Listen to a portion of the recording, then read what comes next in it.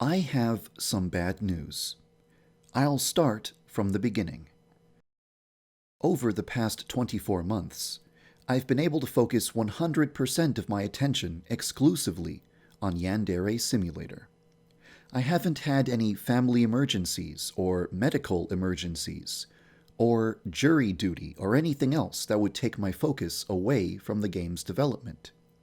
However, over the past 2 weeks, a lot of stuff has been going on in my personal life that took up a lot of my time and took a lot of my attention away from Yandere Simulator.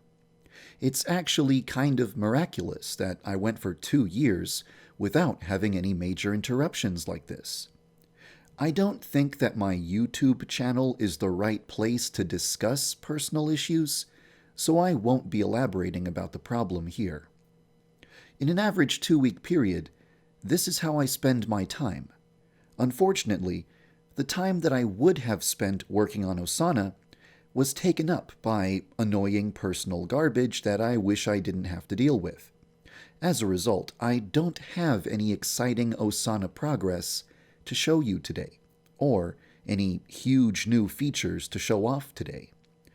It's very disappointing to me that the past 2 weeks worked out like this, but some things are simply out of my control. I just hope that you're not too disappointed. Although I didn't have the time to add something major to the game, I did make a bunch of minor additions and minor improvements to the game. I'll show you some of the noteworthy ones. Yandere-chan now has over 20 new hairstyle options. Yandere-chan can now get 1 meter closer to Senpai before she loses her composure. Hopefully, this will make Senpai less of an annoying obstacle. You can now obtain a blowtorch from the science club and use it to cauterize the wound of a corpse, so that the corpse will not leave a blood trail when you drag it. Previously, Senpai would react to Yandere-chan's behavior while standing perfectly still, without moving his mouth. Senpai now reacts to Yandere-chan with expressive animations and moves his mouth when he talks. The first 6 students that were added to the game now wear friendship bracelets on their wrists. And if Yandere-chan commits murder with at least 4 witnesses present,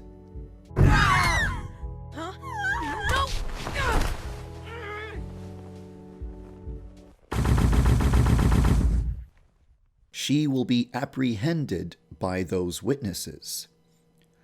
The idea here is that a high school student with a weapon is only considered a threat if they are not greatly outnumbered.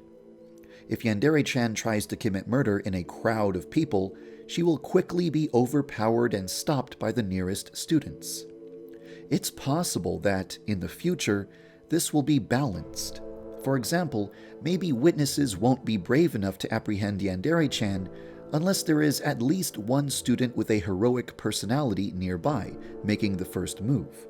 Or perhaps students with a cowardly personality will never be brave enough to apprehend Yandere-chan, no matter how many people are present. Yandere Simulator is supposed to make you feel like a predator hunting down prey. However, you shouldn't feel invincible. Every person at school is a potential victim, but is also a potential threat. Before, they could only report you to the police or ruin your reputation by telling others about your true nature. But now, they can also physically overpower you with superior numbers. As a result, you will have to pick your battles more carefully from now on. The list of things that were added or fixed this week would be longer if I had included everything that I added or fixed regarding Osana. But none of that information would be meaningful to you. I could tell you about the Osana-related bugs I fixed, but because I'm the only person in the world who has even experienced those bugs, I would just be telling you about stuff that you didn't even know existed in the first place. In short, I did get to make progress on Osana, but it's not anything I can show you or tell you about. Now, I'm going to talk about Metal Gear Solid 2. In MGS2, there's a bucket of ice. If you shoot this bucket, a bunch of ice cubes fall out. If you wait long enough, the ice cubes will actually melt. When I first saw this, it blew my mind. I was like, whoa, technology! Okay, back to Yandere Simulator. If you ask Osana if she needs help with anything, she will tell you that she lost her phone charm. If you don't find the missing charm, Osana's phone won't have a charm on it.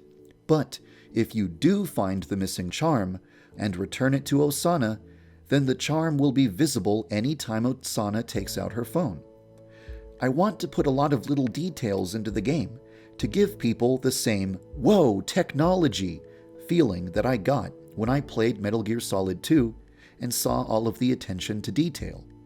This is one of the reasons why it's taking so long to implement Osana. I'm putting a lot of extra care into her to make her much more special than the average NPC.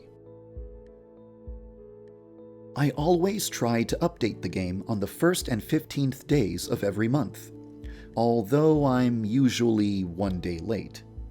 On January 12th, I realized that I didn't have enough time to implement a significant new feature before my next deadline. Actually, this situation is nearly identical to something that happened exactly 1 year ago, when I wasn't able to make significant progress during the first 12 days of January, and tried to think of something cool I could prepare with only 2 or 3 days of time. It's super creepy how closely January of 2017 lines up with January of 2016. In January of 2016, when I only had 3 days to prepare an update, I used those days to create an Easter egg. This decision was heavily criticized because just 2 days prior to adding the Easter egg, I had released a video stating that I wanted people to be able to take Yandere Simulator more seriously.